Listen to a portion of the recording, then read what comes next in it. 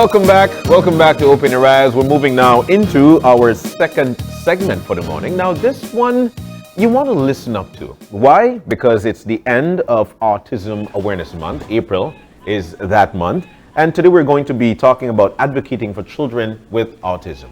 Now, in to talk to us, we've got Karishs Archer. She is actually an autism mom and certified Autism Beliefs paraprofessional. Is that it? I got it correctly? Yes. And her daughter is here. Her name is, what's her name? Keyrielle. Keyrielle. Woo! Fancy! Keyrielle Archer, a child, of course, with autism. And we also have Asha Munyeli, occupational therapist, Therapy Adventures. Okay. Guys, good morning and welcome. Good morning. Thank you.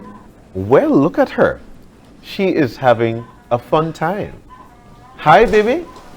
Hi, Keyrielle. Say hi. How are you? Let's kick this conversation off in terms of advocating for children with autism. I want to start with you, Kareesh.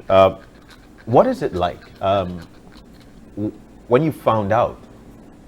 How was that for you? And primarily, how did you find out? So, when she was about 2.5 years old, of course, being a first-time mom, you keep track of everything that's going on and all the milestones that she hits. And I noticed there was a time whereby she went, I could say, like a little silent. Yeah. Mm-hmm. So I remember I saw a child her age singing happy birthday for her grandma, and I showed her that and I said, look here. I said, I think she's supposed to be doing these things. Yeah. Mm-hmm. And I said, something's not right. Yeah. So eventually we pulled ourselves together and we went to see a pediatrician. He checked her out and he said, we're going to do an assessment. Yeah. He did the assessment and the results was moderate autism. I remember leaving that room numb, a little blur, because now not only am I a new mom, I'm going to be a new autism mom. And what is this? Yeah. So that day I remember going home and I placed all her blocks and the coloring books and her puzzle pieces on the floor, and I said, come do it, baby, build the stuff and put the puzzles together. At that point I was just trying to force her to learn, basically. Yeah. And she couldn't do it, and I remember just breaking down. And she came to me, as small as she was, and she touched my knee and she started to cry. Because I was crying, and I said, you know what? My strength is her strength. Yeah. I need to be strong for her. Yeah. So I said, I'm not going to cry. I'm going to get it together. I'm going to do my research. And I've learned along the way, progress is so important, and it comes about with consistency. Yeah. You have to be consistent, you have to be patient, and you have to know that your strength is the child's strength. Yeah. And after I realized that, I've seen tremendous progress with my daughter over the years. So, you know, I had a conversation last week, because we've been advocating for autism throughout the month. And it seems like Wednesdays are the days we speak about it. However, I was speaking with one of my former lecturers, professors, and she also has a child who has autism. And she said, you know what, Brighton? Autism is my child's superpower. What is your child's superpower, and what do you what have you noticed about Keyrielle that is actually something that, you know, this is different from the neurotypical child, but it's actually her superpower? What I always say with her condition is that it takes me into a different world. I see the world in a different light, and when I'm with her, it's just her and I having fun in a great big world. And I see the more I comfort my daughter and we enjoy our journey together, people are open. They look at me and say, okay, I could see your daughter's autistic, but you're enjoying the journey. And people, they get on board and they want to support and they want to learn about what's going on. So I remember there was a time I used to like shun away from the public, but then I'm like, why should I do that? How will my daughter progress if I'm hiding her away? We have to be out there too. And that's a way that we're spreading awareness by just letting people see what it's all about. Let me tell you, Kareesh, you give me a sense of warmth. You give me a sense of peace, knowing how peaceful you are, or how you found inner peace by accepting that your daughter is that way, and the fact that you reckon and deal with her the best way possible. I want to go to Asha. Asha, you're an occupational therapist, and I'm looking at you at every move you're making in terms of dealing with the baby. This is professional at its best, right? What is it like for you having to deal with the children and carrying out your occupation with parents?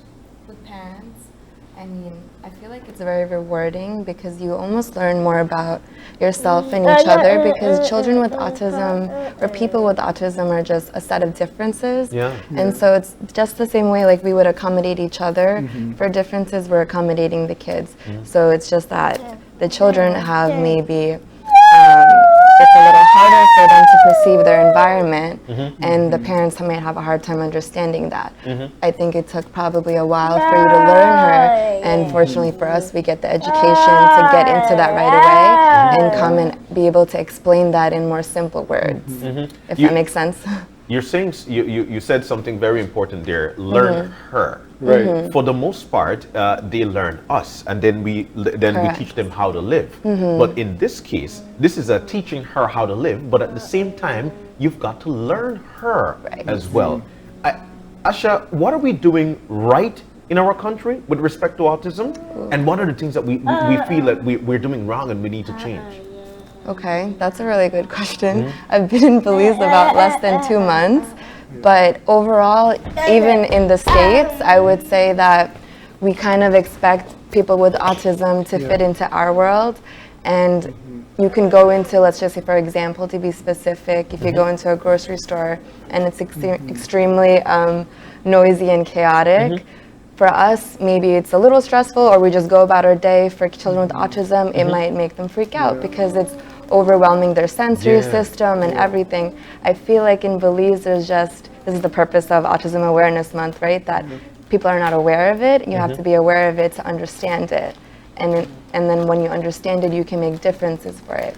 So like in countries that are a little bit more autism-friendly communities, they'll do like a weekly quiet time at a grocery store, so that it's like 2 hours when adults with autism or parents with kids with autism can go and do their chores, where there's no music, you know, the aisles are maybe organized a little bit differently, so you cater to them as opposed to catering to like our typical world.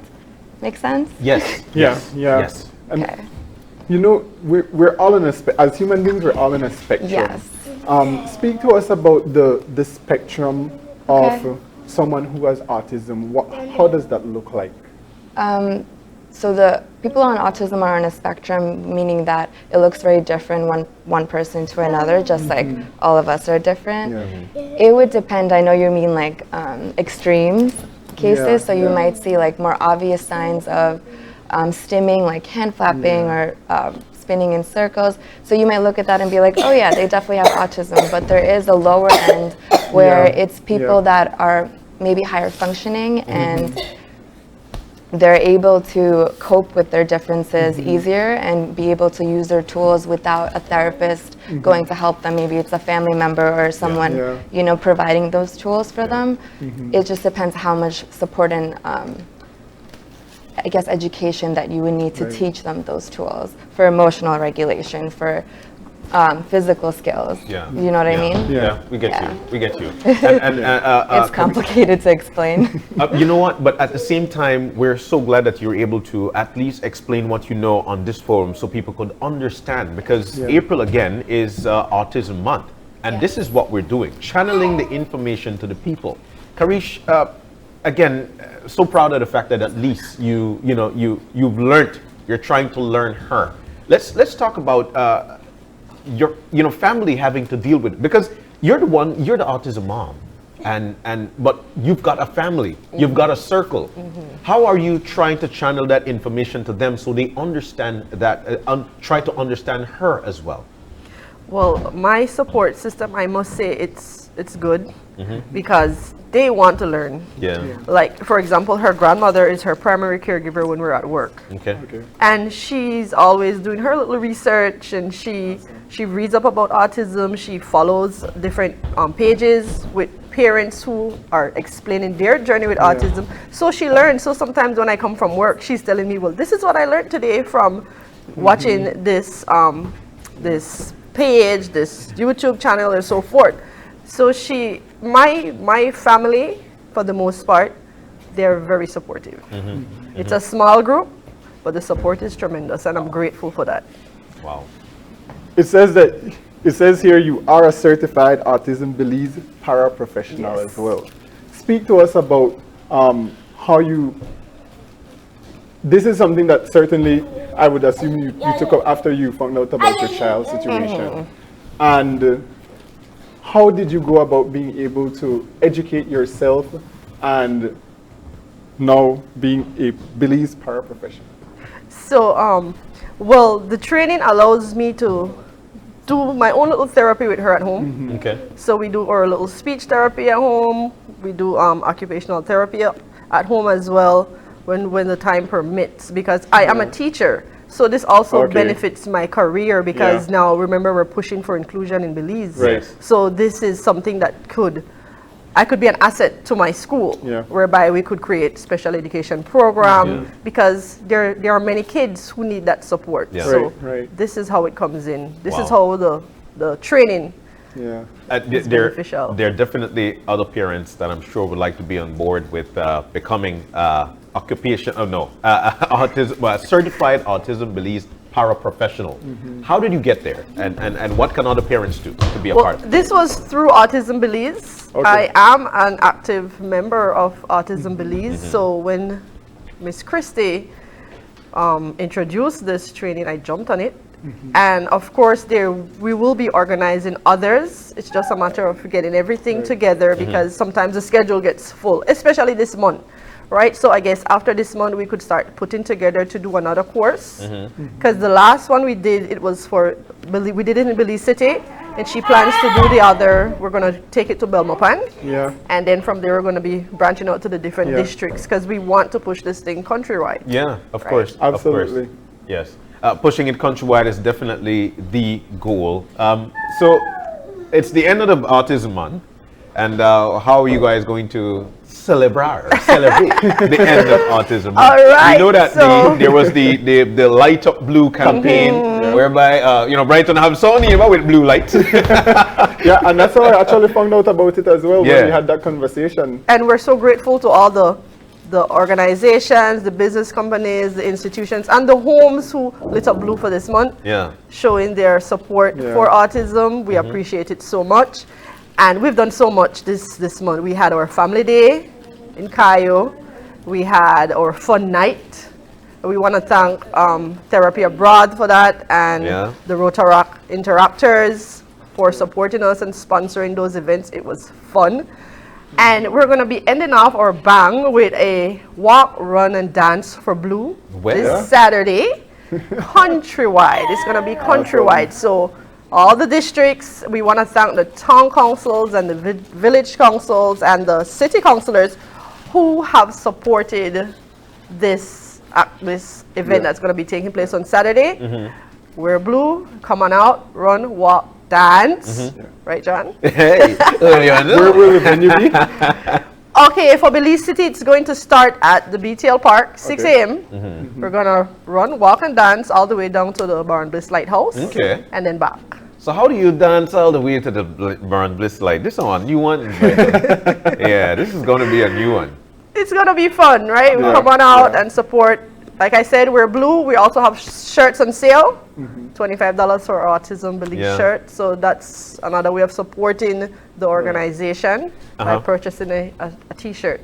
You know, you did mention that it's going to be happening countrywide, and I would like to know when it comes to, because you've got the core here in Belize City, of course, but how do you channel like the information, and are there places countrywide you could go to try to get the information you need when it comes to learning the child who is with autism. And that is something that we're working on. We're pushing that at the moment to get it out there, because indeed, a lot of the parents are saying most things are happening in Belize, or most of the support is in Belize. Yeah. So the fact that they have mentioned that to us, we've said, all right, that's something we're going to be working on, and eventually we're going to be putting the different supports in the different districts. Excellent. So sure. Primarily, Asha, again to you, as a professional, for parents who are learning now that their child is with autism, what would be some of the first steps for them to be successful in learning their child? Okay. I would say just focus on letting the child guide you instead of putting your expectations on them. Oftentimes, like, parents may be upset because their children are not succeeding in school how we may think, or maybe they're not as independent as home, like they're not getting dressed or brushing their teeth. I would say more like sit back and let see like what's going on with them. Are they overwhelmed by noises or sounds? Are they distressed by something? I would take the time out to, instead of like trying to get them to meet our demands, just let them lead you and see what is motivating to them, and then use that to later on make more of like a routine or a system to be able to teach them. I think the most important thing for parents and communities is to understand that people with autism, we need to be able to help them predict what's going to happen and prepare them with the tools to meet that. Because that's the biggest thing is that we know what's going to happen when we walk onto stage and what to prepare for. A child with autism or a person may not know, oh, I'm going to have to look people in the eye, I'm going to have to talk to them out loud. All those kind of things they won't predict by themselves. So that's our job. And I because Brighton asked the question, how do you reckon her power, her superpower? Because and I'd like this for families, of course, parents who are with children with autism. How do they reckon that superpower? How did you reckon it? Well, let me see. One thing I noticed, well, her strength, because one thing about kids with autism, there's always something they're really good at. Right, yes. right. And for her, I think it's that physical ability. All the therapists know she's a climber, she's a runner. The first day I took her to school, the security said, "Oop, we have an athlete here."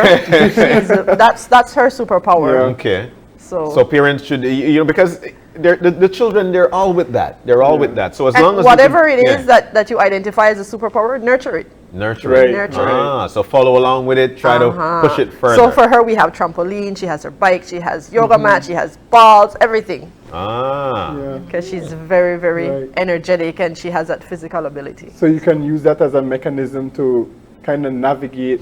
Exactly. The behavior aspect of it as well. Because I even use the techniques to teach her. Sometimes she's in the house riding on the bike while I'm telling her, okay, come and color this, and she's on the bike and she's doing the work. This is great, and we know that you guys will be celebrating this weekend, this Saturday. Here in the city, there'll be a lot, and you did mention that it's going to be countrywide, right? Countrywide. All right. And of course, we really want to thank Crystal Water Bottling Company. They are going to be sponsoring water for all the events this Saturday, countrywide. So you guys come out, you're not gonna get thirsty. You're gonna have sufficient water for you guys. All right. So which brings me again to Asha. You're going to walk, you're going to run, or you're going to dance? I'll just dance. Stay in one place. I'm not a runner. But guys, it's so nice to have you in as we close off the month. All right, there we go. There we go. As we close off Autism Month, the month of April. There's so much for folks to understand, so much for folks to know. If I would like some more information, yes, she is ready to leave. She is ready to leave. If I would like some more information, Kareesh, where can I go? What can I do? She's ready to go. At least stand up or something. I can't you can stand. All right, there we go. To get some more information, we know that she's ready to leave. Yeah, there we go. So if we'd like some more info. So of course, if you'd like some more information, there's the website, autismbeliefs.org. There are different training. We provide training alongside with the support from the Ministry of Education for parents and teachers. And there are also blogs you can read up on different parents' perspective with being a parent with a child with autism. So there's so much going on the website that you could learn. You could educate yourself a little more about autism. Excellent, excellent. We're so thankful. Ashley, any final words from you? Thank you for having me here, and I'm excited to, help the community. Yeah. All right, thank you guys so very much for joining us this morning. Well, you know now that your neighbor shining that blue light because they work on autism. For sure. I don't know if you heard the story about 2 weeks ago. I came in and I told John, I saw my neighbors have blue Christmas lights, and I was like, it's April, but why blue lights? And then we found out about the Light Up Blue campaign. All right, great. Like, awesome, okay. That's right. Understand. So we're shining our blue lights because we reckon that this month is Autism Month. And so we'd like for you to do the same. This Saturday is going to be a very festive one. What time does it start at the Beetail Park? 6 a.m. All right, at 6 a.m. You could walk, you could dance, all the way from Digipark to the Lighthouse and back. Ashley is going to do it. There it is. There it is right there. By Karen? You know it's going to be a fun time. Oh my goodness. You better bring your energy. It's going to be a great one. We'd like to thank you guys once again for coming in and gracing us with your presence to end Autism Awareness Month. We're going to take the break. When we come back, we'll be chit-chatting with my Rotarian brothers. We'll be talking about the Rotary Club of Belize Sunrise, RILA. That's Rotary Youth Leadership. They'll be in to tell us how you can take part and what is it about. We'll learn that when we come back. Stay with us.